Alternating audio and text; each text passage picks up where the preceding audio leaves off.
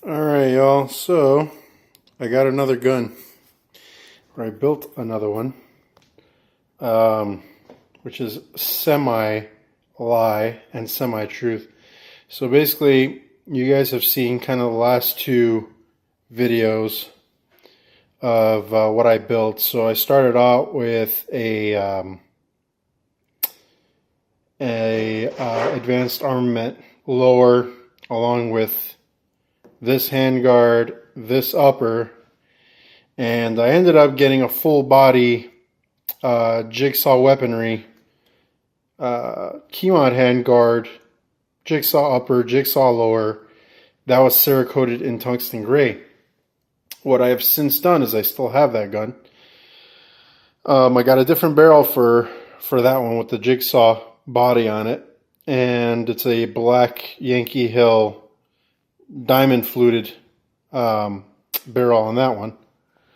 And I converted a few of the parts back over to this body, which I liked a little bit more. But what I did with this body is I actually rattle can spray painted this in almost like a chrome silver type of color. It was a metallic, like a special edition metallic something or other from Rust-Oleum, closest thing to like a chrome finish you can get. I think they usually sell for people trying to refinish basically like mirror finished frames and stuff like that, picture frames. So the end result is, and what I did was I distressed it afterwards. So I painted all these, I distressed all the high marks on here, sanded it down to the aluminum, which is why you can kind of see right there bare aluminum, which is really cool in my opinion. Sanded down the Noveske. This is the Noveske N4 Gen 3 lower. It was obviously in black, and people say that you got balls to paint on Noveske. Well, you know what? I said fuck it, because I wanted it to look different, unique, battle worn, but I wanted a finish that was smooth. And I mean, I don't know if you guys can see some of the reflections on the side of this thing. It's kind of hard to see in this light. Maybe you could see a little bit right there on the upper, but I've sanded it down with fine sandpaper so long. I've spent so many freaking hours on this thing that it's like glass. And I love that feeling because it's got some grip on there. And it feels like metal.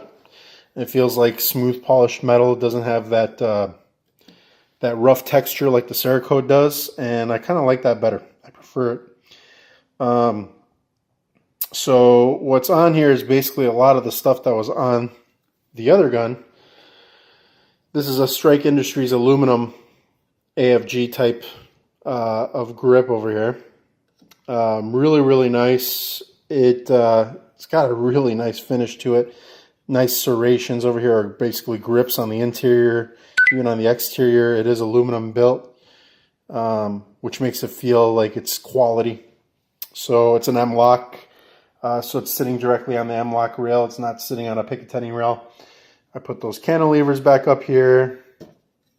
Still got the M-bus sights. I moved my Trijicon RX-34 back over to this gun. I've got an EOTech 512 on the way to cover the tungsten gray one. I placed my tack-on trigger on this gun, and on the other gun I'm going to have a Geisley 3-stage, or I'm sorry, not 3-stage, a 3-gun trigger. So it's going to be the flat enhanced 3-guard, and or I'm sorry, the 3-gun trigger. My brother-in-law's got that on his AR that he just built, so we were kind of comparing, contrasting triggers the other day while at the range. What I like about that trigger, the Geisley, as compared to the TACON is a single stage, so you get basically no movement in the trigger when it breaks. So there's it's a very light trigger, so I would say it's easy to anticipate where it breaks, but again, you don't have that travel, nor do you have any over travel after it breaks, which is excellent. So this breaks like glass. The Geisley breaks like a carrot.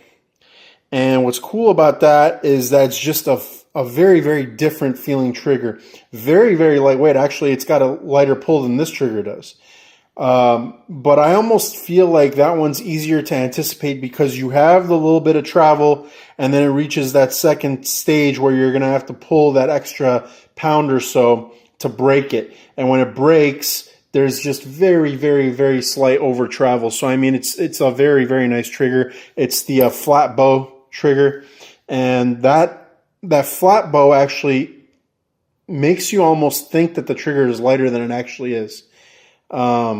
So it's a really nice trigger, and so is the Tac-On. I love the Tac-On. Not gonna get rid of this thing. I still have yet to try it in rapid fire, but I will definitely have to do that within the next few days here.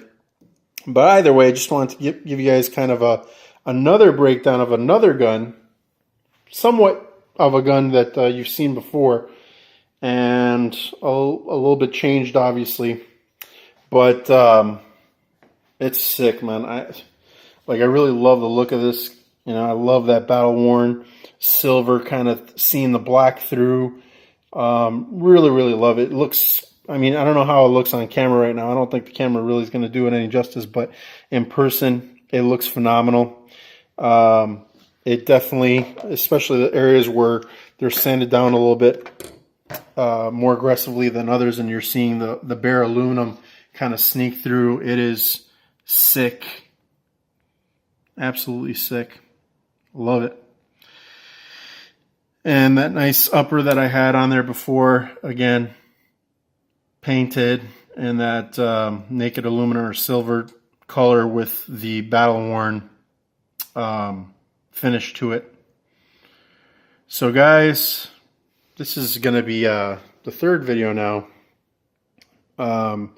What I'll do is, as soon as I get the EO Tech and all the other missing components at this point that I took off of the old gun and put it onto this one, I will have another video that shows the tungsten gray one and how that ends up turning out. The Yankee Hill barrel that I got for it, the diamond fluted one, is sick. So I'm just waiting for a couple parts for it. I ordered a new muzzle brake. I got a bolt carrier for it, but I ordered, what the hell am I missing off of that thing? I've got a different type of stock. I got the minimalist stock on there. It looks kind of cool. It's unique. But yeah, I'm waiting on 2 more parts to come in on Friday, and I should have that one done. And then I will show you kind of a comparison between the two, so you guys can kind of decide and let me know what you think. Oh, by the way, so I mentioned it's a Noveske lower, right? Not necessarily a Noveske upper, but look at that. Boom! The Noveske super badass charging handle.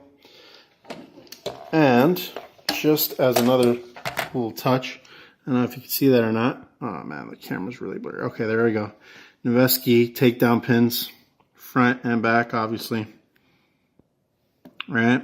So this thing is just about as Noveske as it gets without it being a Noveske. But I gotta love Noveske. Awesome parts. Just that chainsaw logo all together is just super sick. It's really recognizable.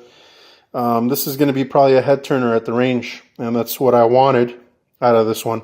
While the other one's a little bit more minimalist, it's a little bit low key, and that's what I wanted for that one.